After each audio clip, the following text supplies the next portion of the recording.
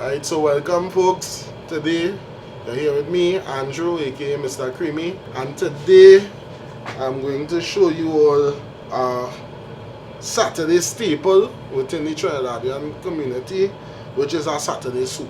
This one is a bit special, being that today we'll be making pigeon pea soup.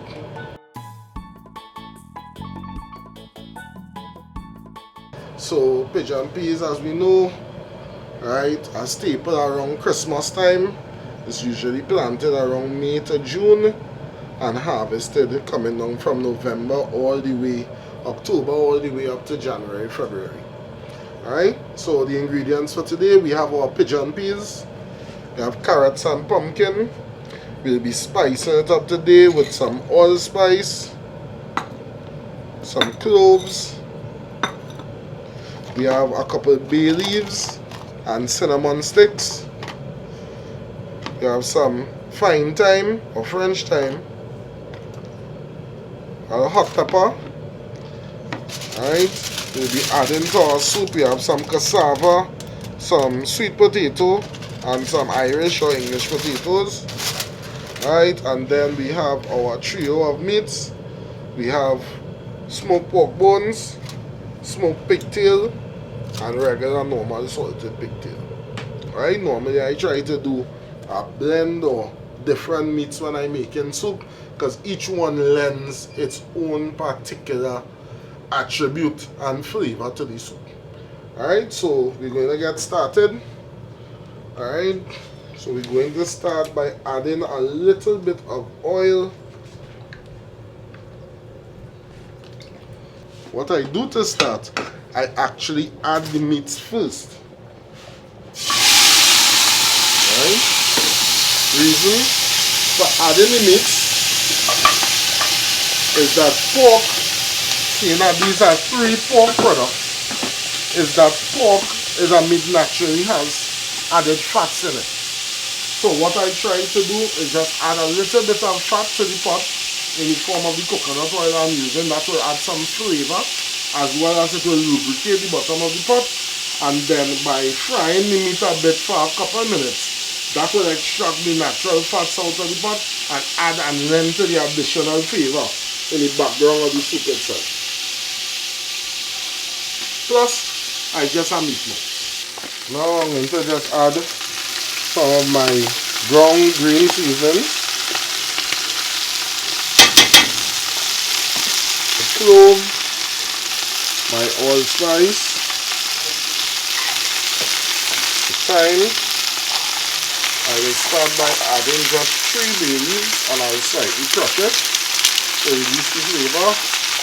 If I need more, I could always add. Alright, and 2 cinnamon sticks. Alright, I'll give that a nice little stir.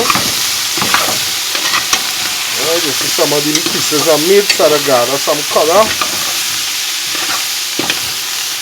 Alright, oh yes, my pigeon peas. This a stir.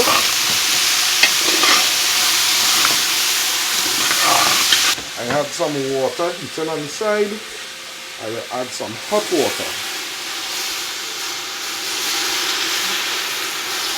Alright, I will add some hot water so that I do not lose any temperature. So see, I'm scraping the bottom of the pot.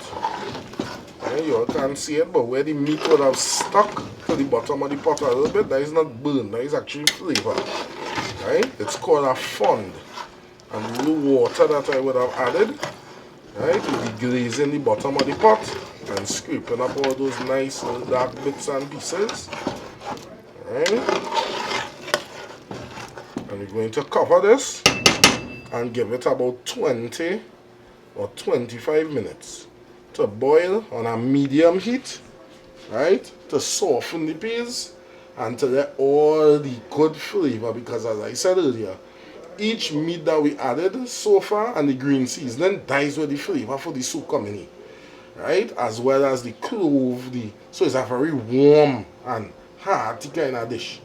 Right, so we'll cover this down, let them consume a little bit, let them come in, and we'll come back again. about 20 minutes have passed. I release the pressure right from the pot. The peas have started to soften and the aroma is just nice.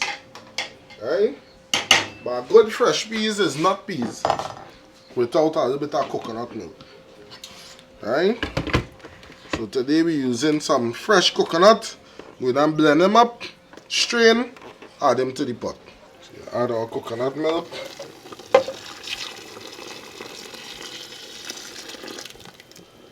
We'll add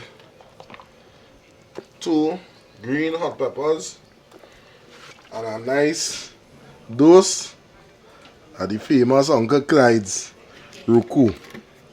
Right?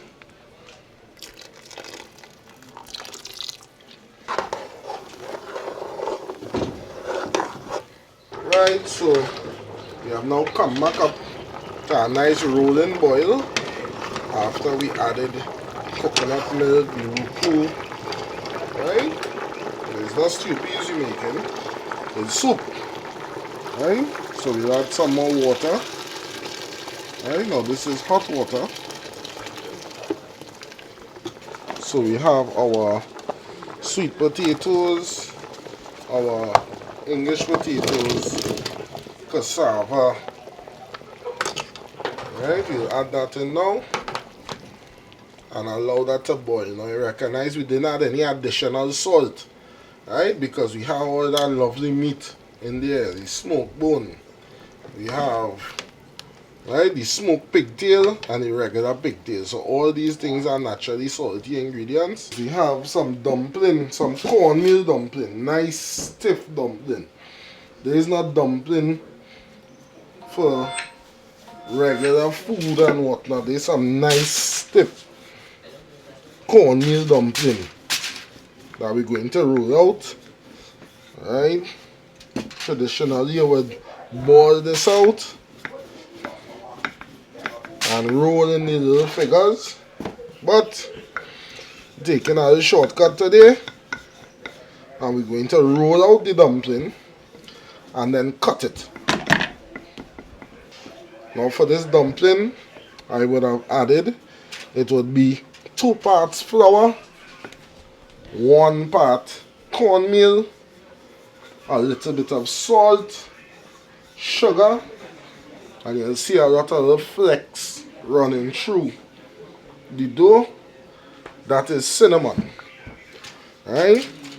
So again, we always want to layer flavors in any dish that we have. Now it is not a sweet dish, so it wouldn't be cinnamon forward in flavor, but it's just enough for you to say, where's that? Something tasting a little different. You can actually rub a little bit of flour on the knife itself, and that causes the dumpling not to stick to the knife. Right? All I would advise is when you're adding your dumplings, every few dumplings you put, you get the pot a little stir.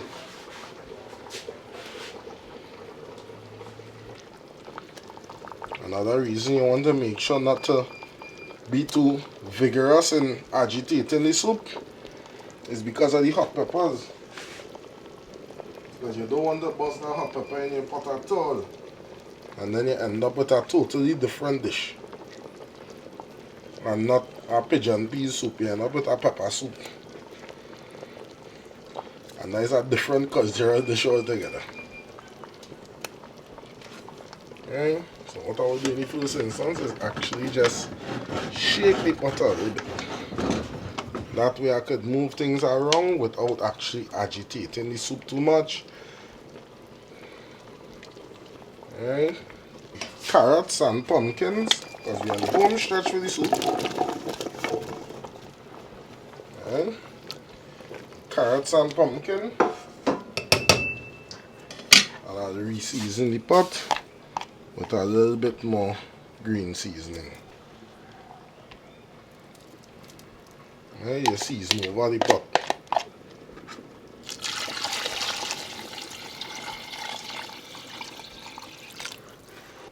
You take a last 20 minutes or so.